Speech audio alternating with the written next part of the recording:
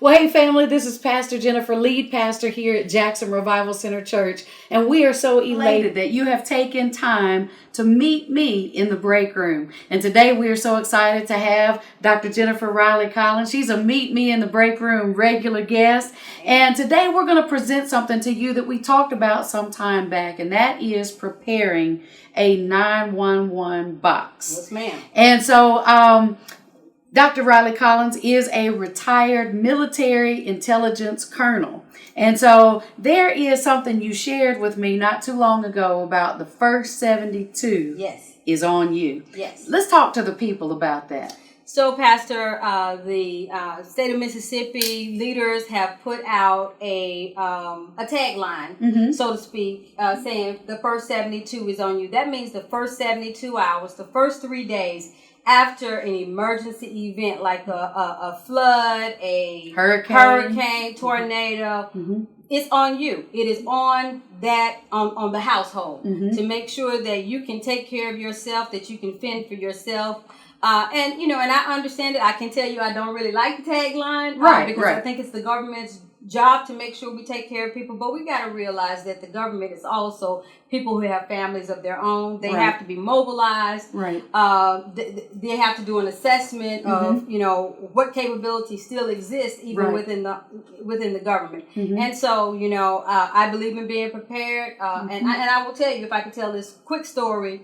After Hurricane Katrina, I put together my 911 box. It was either after Katrina or after 9/11. I put my 911 box together because I'm a single mom. Okay.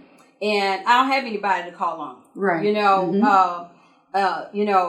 Later on, I was able to call, phone a friend and get some ice, right? Right. But I knew that my sons were going to be counting on me. I didn't have time to boo-hoo and say what I didn't have. Right. And so I began to prepare to take care of me, myself, and my sons. Absolutely. We know we're coming into tornado season. Well, we're in tornado season. Yes. We're coming into hurricane season. And we saw even in February how quickly the ice storm came in. No one anticipated that we would be without water. Right. No one anticipated that we would be iced in for as many days as we were. And so it just goes to show us really anything can happen at any time in any place. Yes. And if you live in South Jackson like I do, you are subject to be without water at any time. Yes. And so even thinking about people who may, have machines that require water, different things of that nature, it just behooves us to plan for the unexpected. Yes. So let's talk about some of the things that we need to have. And so I know in our conversation we were talking about as it relates to water, as it relates to power, as it relates to things like gas. And we saw this little glitch, a little bit ago where people thought there was going to be a gas shortage. Right. So let's just kind of talk about the kinds of things, even from a military perspective, that maybe the average civilian doesn't think about. Yes. That the military has to think about all the time, and then teach us as civilians how we need to be thinking. Most definitely. So I want us to think in 3 phases. Okay. Think about basic necessities. So, your basic needs are food, water, shelter, right? And air. But we're not going to, hopefully, if we don't have air, it's over anyway. Yeah. Right? Yeah. Right. Food, water, and shelter. And so, Pastor, I rated my 911 box and a few things that I have in my garage to point out some of the things that we need. Okay. So first, food, water, and shelter, the basic needs. And then the next level that I want us to think about is lights, water, gas. Okay? Just think about your utilities. Lights, water, gas. Okay. And then your nice to have things. Okay? So let's start with water. Okay. So I have an empty gallon there just because I was carrying a lot. And so what you need is at least 2 gallons of water for each person in your household. Okay. Then you need non-perishable foods. So as you can see on the counter, I have some canned stew, some Vienna sausage, potted meat, whatever. For people who just have to have their coffee, instant coffee, some tuna. Just remember if you have a baby and you might not remember to grab, so put some formula in there. If you got kids that gotta have milk, put some milk in there. You can always buy the milk that comes in a box. Buy it off the shelf. Put it in your box. Now you say, well, Jennifer, you got a can. Yeah, you got to have a crank can opener. This is an old school can opener. And then because I have a family, well, I had a family when I first put this box together, I put little styrofoam plates, some plastic utensils, plastic cup. That way we're stretching our food. You got something to eat off of. You got something to drink your water out of, because you don't want to be drinking water out of the gallon, right? I also had in my box some meals ready to eat. Which, if you're not in the military, you can still purchase those. You can order them, and some crackers, so if you're going to put, I didn't bring everything out of my box. Peanut butter is good to have. Anything that's non-perishable. So you got your food, right? Then you got your food and your water.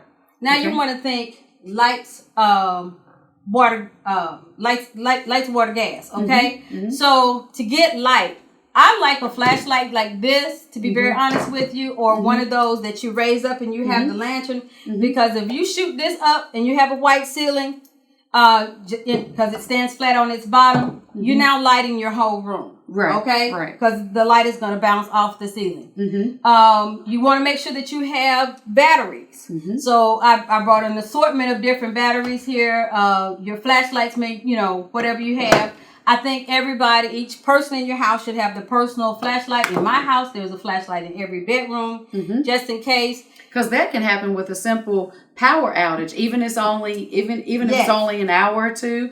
You don't want to be scrounging around the house at night in the complete dark. So it's good to have a flashlight. If you hear something in the night, it's good to have a flashlight. It's good to have a flashlight. So you can see where you're going or see what you need to do. Right. And you can also buy in the hunting section of, our big box stores or hardware stores, chem lights. So you just break it and now you got light, right?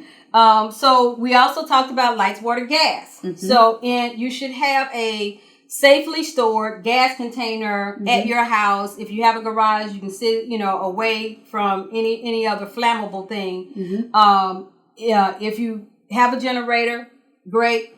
You see my pot and pan over there. I skipped past that. If you have a grill and the power goes out, you can create a grill out of some bricks and sticks. That's right. So that way you have something to heat your beef stew up in. You can eat it cold, because again, this is about survival. This is not about gourmet. This is about survival. Bleach. It's good to have bleach. We all have seen what happens if there's a flood.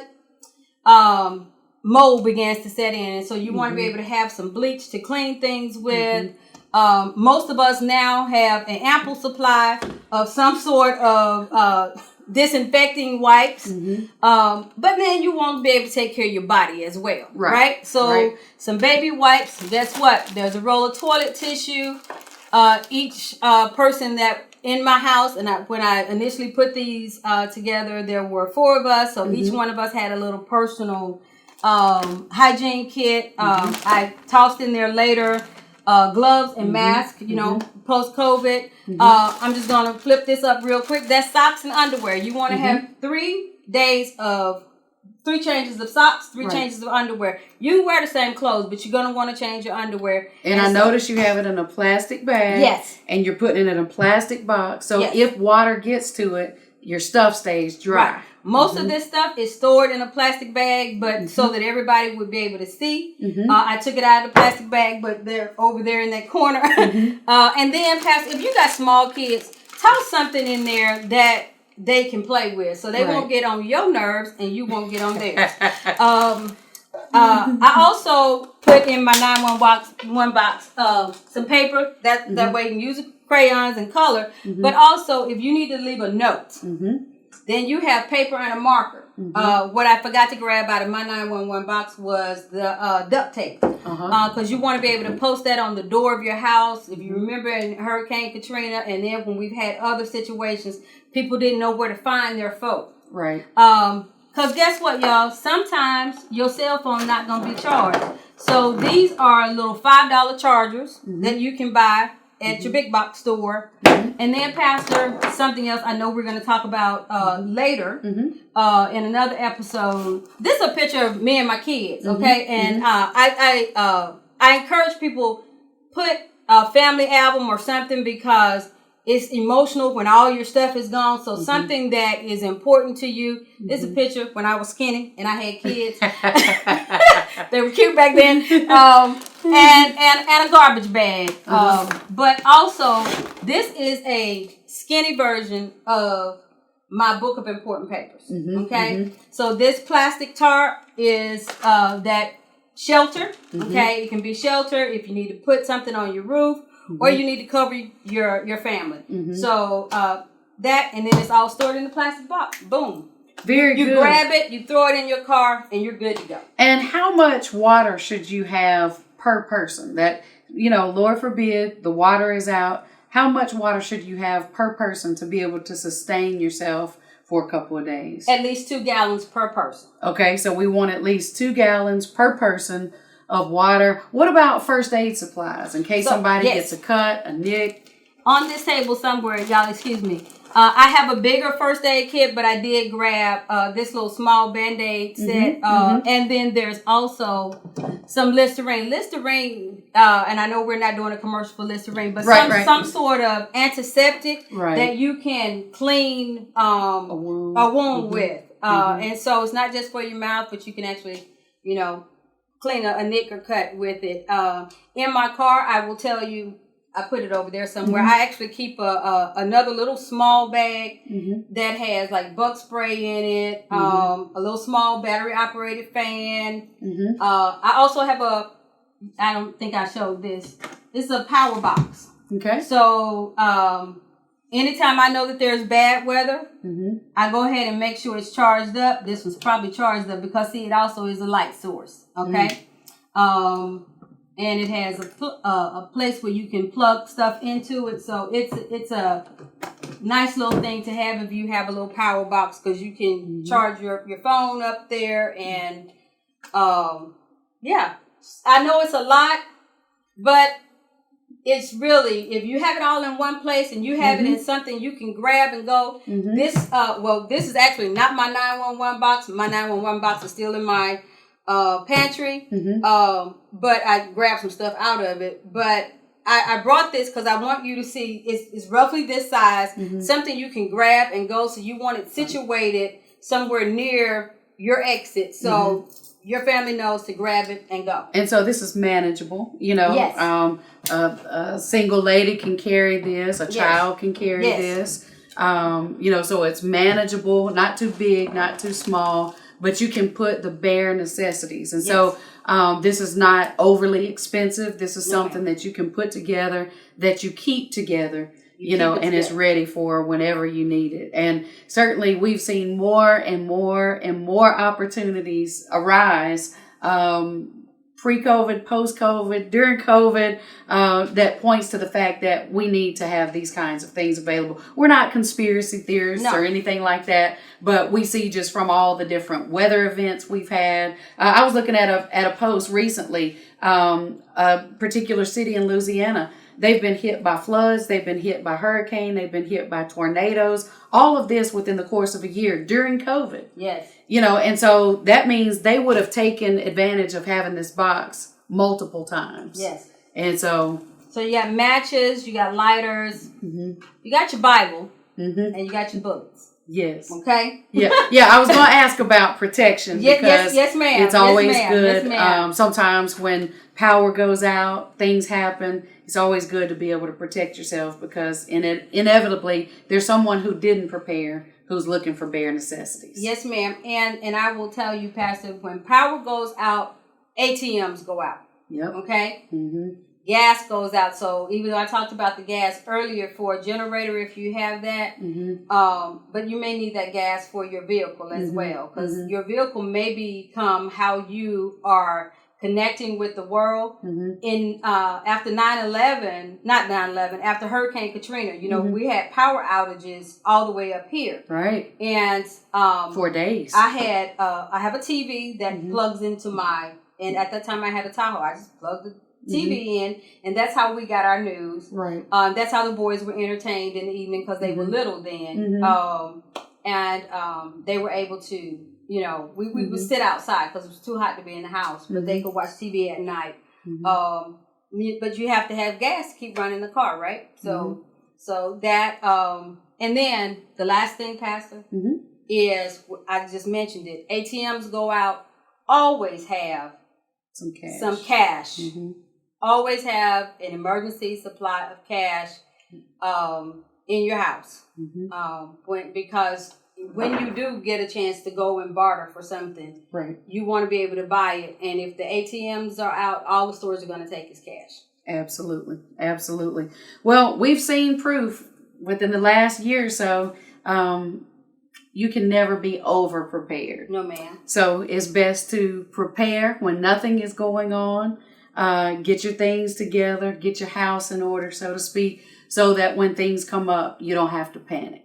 So yes, ma'am. We're so grateful for you taking the time to pull all of this together, to organize it and to put it in a way where we can give it to the people and disseminate this information so that everybody can get your 911 box ready. Yes, ma'am. Just remember 3 levels: basic necessities, light, water, gas, and comfort items. All right. Basic necessities: lights, water, gas, and then some comfort items. You'll be so glad that you did. Listen, I pray that you guys have been blessed by today's episode. If you have, share this with somebody, tag a friend, let them know. This is information everybody can use. And so we pray you've been blessed. And if you have, we're looking for you to join us next week, same time, same place. Until then, my sincere prayers that God's absolute best will be yours in every area of your life. Y'all go make today a great day. Dr. Collins, thank you for joining us. You're very welcome. Thank you. All right. God bless you guys.